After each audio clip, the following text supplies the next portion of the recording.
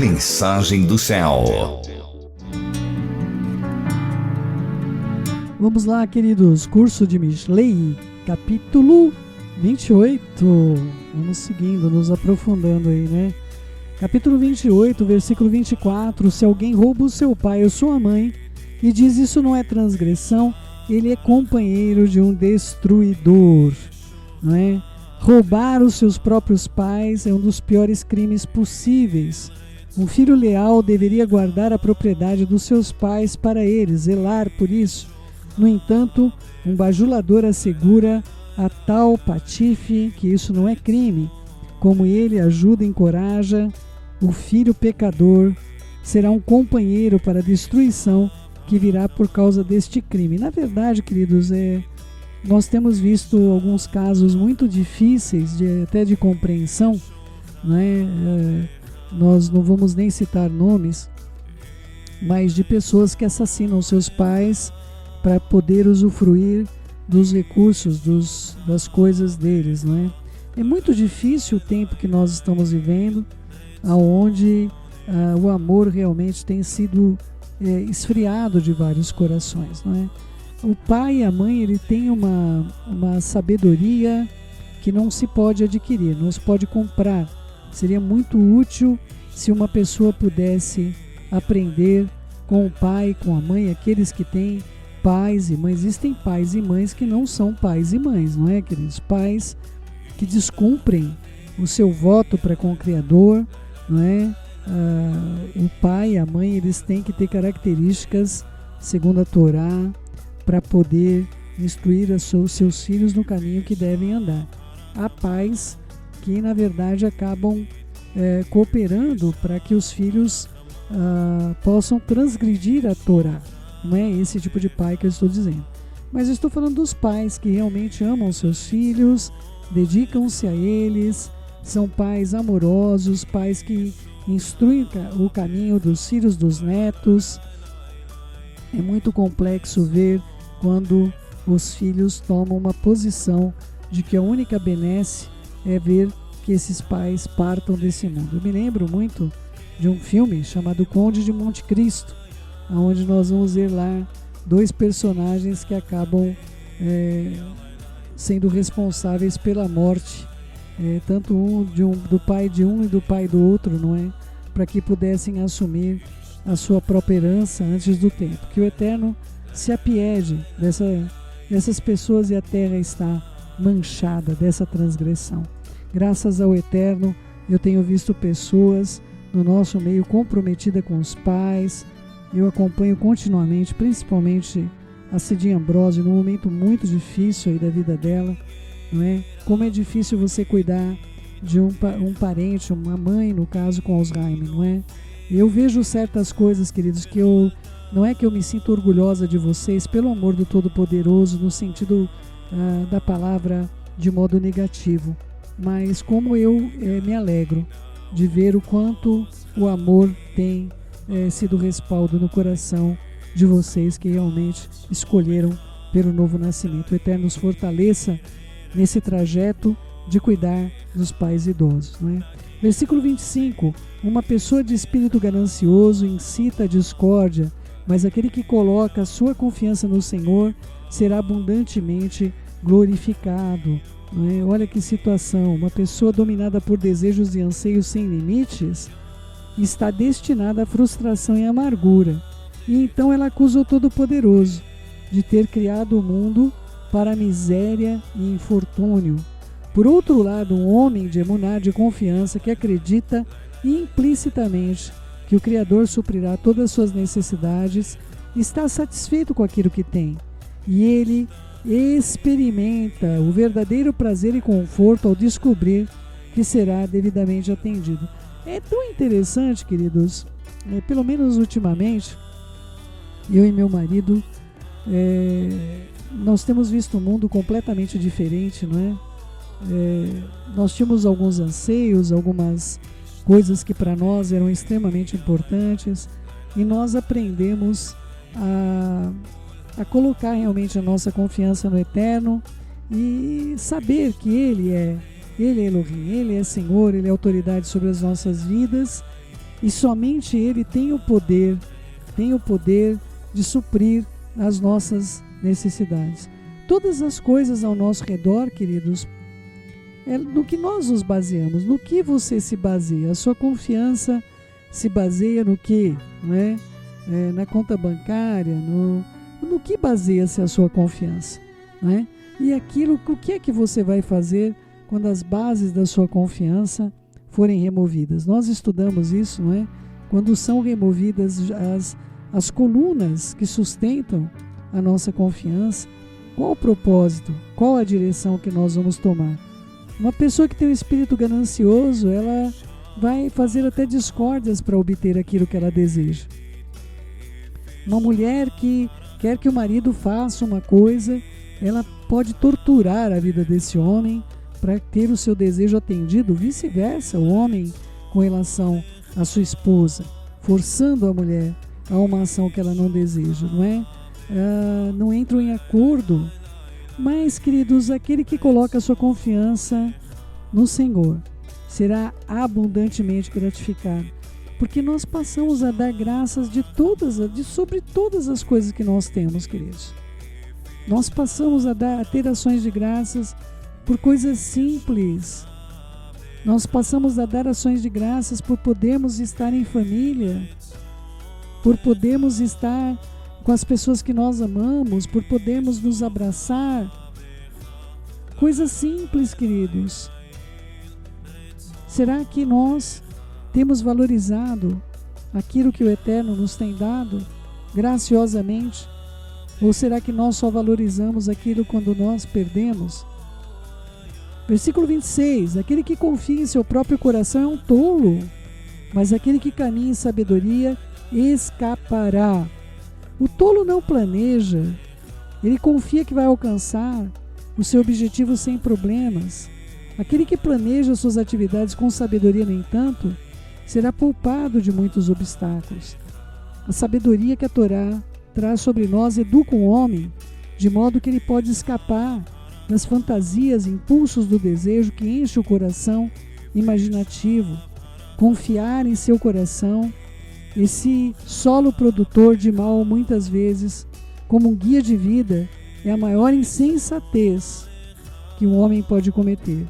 Uma pessoa sensível utilizará as leis da Torá para trabalhar e dominar os seus impulsos, muitos deles contra a moralidade, contra os aspectos mais profundos que o Eterno tem dado ao homem. Queridos, ou nós compreendemos que nós temos um coração corrompido, ele não é confiável, queridos. O nosso coração pode ser confiável apenas quando nós o instruímos dentro do que a Torá diz. E o duro é que todas as decisões que a nossa alma vai tomar, né, a nossa alma vai se pautar nas informações que o coração passa, que a mente passa. Por isso que eu pedi para vocês assistirem aquele filme que trata justamente desse conflito, não é? Se vocês puderem, vale a pena vocês assistirem, não é? Que o Eterno fale ao seu coração a importância, não é? A importância de se assistir esse filme tão precioso, queridos, né? Se vocês puderem aí, chama-se Guerra Interior. Se vocês puderem assistir, tem lá no YouTube, você pode assistir, né? Assista esse filme, porque ele vai falar. Nós temos às vezes uma área da nossa vida convertida, né? A nossa consciência é tão importante para nós e ela pode ser cauterizada. Ela pode ser cauterizada. É duro isso, a gente pode calar a voz da nossa consciência, que o Eterno nos deu como um instrumento preciosíssimo nas nossas vidas, para nos alertar, é a nossa lâmpada, não é? Aquela luzinha que acende quando as coisas vão mal. Pense nisso com muito carinho, que o nosso coração, queridos, como que nós podemos confiar no nosso coração, queridos? Quantas vezes você quis uma coisa demais, e quando você conquistou aquilo, aquilo não era tão importante quanto você precisava, você pensava. Quantas pessoas eu vi precisavam, queriam adquirir uma casa, queriam adquirir sei lá o quê. Aí quando conseguiu aquilo, começou a reclamar da casa, começou a reclamar Queridos, como que pode isso? Pessoas que queriam casar, o problema delas é que elas não eram casadas. Depois que casaram, o problema delas era porque elas casaram. Como é que pode confiar num coração assim, queridos? Como é que nós podemos confiar num coração altamente instável, amados do meu coração? Se nós não basearmos a nossa vida na Torá e não amarmos verdadeiramente, nós estaremos fadados, queridos. Eu vou repetir a vocês: fadados à solidão. Nosso nível de exigência vai ser tão grande, tão alto, que nem nós escaparemos do dedo acusador que o nosso coração tem poder de fazer. Queridos, o problema da solidão não é quando nós estamos sozinhos, não é mais próximos de Hashem. O problema é que o nosso coração pode, inclusive, começar a acusar o próprio Eterno para nos defender. É difícil, mas é verdadeiro o que eu estou dizendo a vocês. Somente aquele que caminha em sabedoria escapará, queridos. Andando com Mashiach, tendo... eu acho tão interessante, não é? Que nós temos de andar à sombra do Onipotente, né? Então imagina só, eu estou lá, o Onipotente, né, o Todo-Poderoso, ele está movendo a mão para a direita, eu estou à sombra, eu tenho que seguir a sombra, eu vou mover a mão também com ele. Ele deu um passo para a direita, eu estou na sombra, eu vou dar o passo para a direita para eu continuar na sombra, senão eu já não estou mais na sombra do Onipotente. Eu tenho de agir como Onipotente. É esse o convite que foi feito para mim e para você. Se nós temos de estar à sombra, nós vamos ter de agir exatamente como ele age. Foi o que Mashiach falou. Como eu vejo meu pai fazer, assim eu faço. Não é verdade? Aquele que dá ao pobre não terá nenhuma carência, mas aquele que esconde os seus olhos sofrerá muitas maldições. Aquele que dá com caridade, com benevolência, não sofrerá nenhuma perda por isso, pois quem deseja empregar o seu dinheiro em gastar algum bem pelo próximo, certamente será bem-sucedido. O Eterno vê as nossas ações de tzedaká. Aquele que esconde os olhos, fingindo que não viu, para não ter de dar a caridade, sofrerá maldições e sofrerá também perdas. Queridos, é muito difícil o momento que nós estamos vivendo. Eu nunca vi nada igual, né? É muito difícil ver como aquilo que era estável, né, da estabilidade, simplesmente foi arrancado, removido, não é? Que o Eterno nos ajude diante de todos os desafios que nós temos ainda por viver e por enfrentar, que nós possamos, amados, não é? Se nós temos lá um punhadinho de feijão, põe mais água no feijão, não é? Mas a gente sempre possa ter um coração doador. Mais uma vez eu lembro do livro da Cor Tem Bom, do filme, indico para vocês, vale a pena, não é? Olha só, versículo 28, quando se erguem os perversos, o ser humano se esconde, mas quando eles perecem, então os justos aumentam. Quando os homens maus chegam ao poder, aqueles que permanecem verdadeiramente humanos, na imagem divina, olha, guardem o que eu estou lendo para vocês, queridos. Eu sei que não são palavras minhas, mas esse texto fala tão forte ao meu coração. Eu vou ler novamente. Quando os homens maus chegam ao poder, aqueles que permanecem verdadeiramente humanos, ou seja, na imagem do divino, são obrigados a se ocultar, pois este é um tempo em que os caminhos de Elohim são abandonados e homens comportam-se como animais. Queridos, vocês querem que eu leia novamente? Mas quando isso passa, então a retribuição também cai sobre os perversos. E todos reconhecem a providência do poder do Eterno. E aí então, o número de homens tementes ao nome do Eterno, os justos sobre a terra, aumentam. Esses dias eu estava com aquele texto, de Daniel, que o povo que conhece o seu Elohim, no meio dessa perseguição, se tornará forte e ativo. E eu estou esperando por esse momento, queridos, onde as pessoas vão se tornar realmente fortes e ativas, lutando por aquilo que vale a pena, lutando pela verdade, lutando uns pelos outros, lutando pela sua própria salvação. Chegamos no capítulo 29. O homem que requer reprovação, mas endurece o seu pescoço, será subitamente quebrado sem que haja cura. O homem que endurece o seu pescoço contra aquele que o reprova, será castigado. E o homem que é castigado pelo Eterno, e não percebe que foi o Eterno que lhe enviou uma correção, endurecendo a sua cerviz, o seu pescoço, e dizendo que são resultados do acaso que ele passa, será quebrado sem que haja cura. Endurecer o pescoço, não ouvindo as reprovações, acaba com que a pessoa geralmente seja conduzida ao seu próprio senso de argumentos racionais, às provas que ela mesma tomou um caminho errado na vida, quando lhe ocorre alguma fatalidade, a não ser que seja inclinada à controvérsia e discuta cada ponto desta força que vem sobre o homem quando nós queremos escapar de uma correção, queremos escapar daquilo que o Eterno está nos instruindo. Muitas vezes, queridos, as questões vêm sobre... Queridos, eu não consigo fazer de conta que está tudo bem quando alguma coisa não vai bem. Eu não consigo fazer isso, queridos. Eu sou um ser humano mortal, cheia de defeitos e falhas, mas assim, se as coisas não estão bem, queridos, eu não consigo agir como se tudo estivesse bem.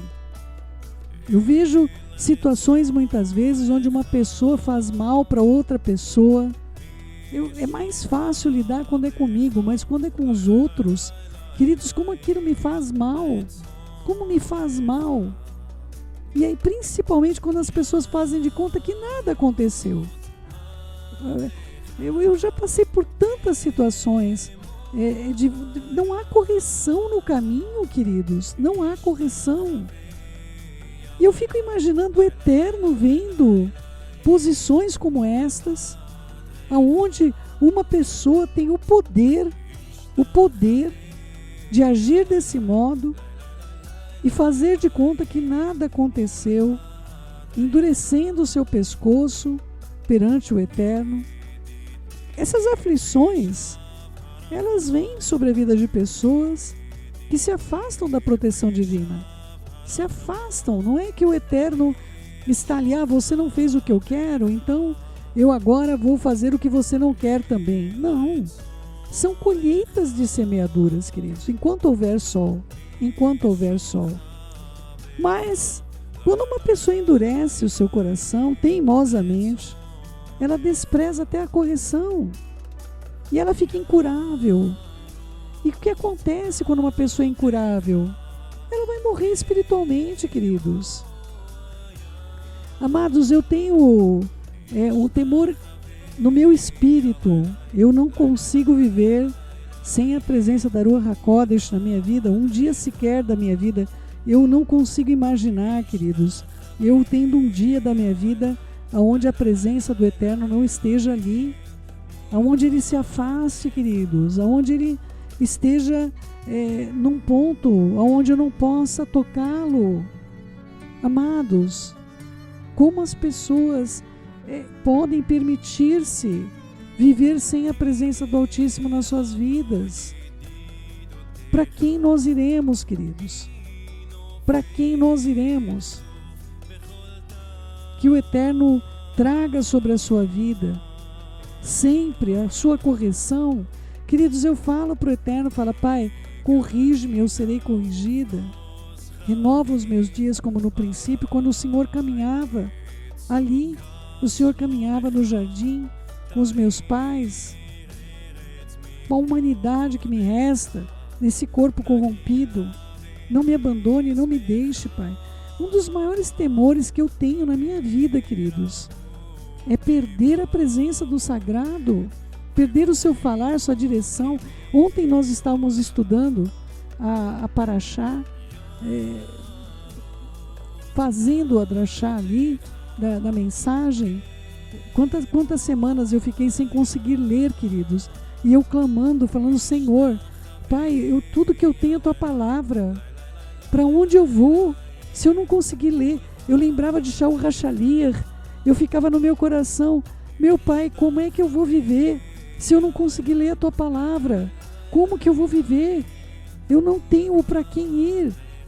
E ontem eu, claro, ainda com um pouco de dificuldade, não está perfeita a visão, mas eu sinto que o meu cérebro está se adaptando a essa nova configuração de olhar.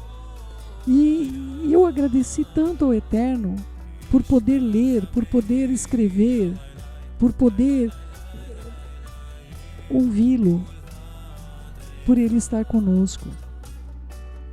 O Eterno está com vocês, queridos. Vocês sentem que o Eterno está com vocês. Ele tem repreendido, tem reprovado os seus caminhos, tem direcionado a sua vida de um modo diferenciado. Você tem amado o seu próximo, pensado nele antes de você. Como está a sua vida hoje? Que você seja sempre curado e curada nos braços daquele único que é só amor. Ele não tem amor por você. Ele é amor na sua vida. Vamos orar, queridos? Querido Pai, em nome de Yeshua, ajuda-nos a não endurecermos nossa cerviz quando situações vêm sobre nós, Pai, justamente para nos repreender nossas ações, nossas atitudes. Pai, ajuda-nos a não sermos tão inflexíveis. Nós devemos sim ser inflexíveis com o pecado. Nós devemos agir de um modo onde essa flexibilidade não ocorra, em nome de Yeshua. Mas eu peço ao Senhor, venha com o teu poder, venha com a tua autoridade sobre as nossas vidas, para o bem. Nos ajude a honrarmos, Pai, aqueles que zelam pelas nossas vidas. E o Senhor é um Pai amoroso. Não deixa, Pai, a gente roubar o que te pertence. Não deixa a gente roubar o direito que o Senhor tem sobre a tzedaká e sobre a vingança, que é tua. Quantas pessoas vingando-se umas às outras, roubando o que pertence ao Senhor. Nos ajude, Pai. Não queremos fazer justiça com nossas mãos. Nos ajude a sermos condescendentes com aqueles que amam o teu nome. Ainda, Pai, que eles não estejam perfeitos, porque se nós olharmos para nós, que perfeição há em nós, Pai? O que é que nós achamos que temos a te oferecer? Nós somos pobres e de mãos vazias, Pai. Pai, ajuda-nos a zelar com o que o Senhor põe nas nossas mãos, com os bens que o Senhor tem colocado sobre as nossas vidas. Ajuda-nos a honrarmos ao Senhor com nossos pensamentos, Pai, com a maneira que nós temos de pensar, de viver. Pai, não deixa que nossas ações afastem o Senhor de nós, mas que as nossas ações aproximem a Tua presença das nossas vidas. Nos ajude a sermos filhos de um Pai perfeito, a Sua sombra, ó Onipotente. Se o Senhor se mover, nós nos moveremos. Era assim com a arca, era assim no deserto. Nós estamos no deserto hoje, Pai bondoso. Nós estamos hoje em um deserto muito grande. Nos ajude, Pai amoroso, a agirmos da mesma maneira. Onde Tu fores, eu irei. Onde Tu te assentares, eu me assentarei. O Teu povo é o meu povo, e Tu és o meu Elohim. Nos ajude, Pai, a sermos filhos de um Pai perfeito. É bem difícil essa tarefa, mas se o Senhor colocar Mashiach em nós, nós vamos ser bem-sucedidos, não por nossa causa, mas por tua causa. Que ao teu nome, Pai, sejam dadas glórias e ações de graça por causa das nossas vidas, e não choros e prantos venham ao teu trono por causa de nós. Consola os corações hoje, Pai. Muitas pessoas sem perspectivas e muitas pessoas, Pai, tomando uma ação na contramão do que deveriam, que elas tenham forças de olhar para o Senhor. O Senhor dá a chuva sobre todos, Pai. Certamente o Senhor vai olhar a vida dos teus filhos que te buscam. Fica conosco, Pai amoroso. É o que nós te suplicamos. Beshem Yeshua HaMashiach. Que assim seja, assim seja.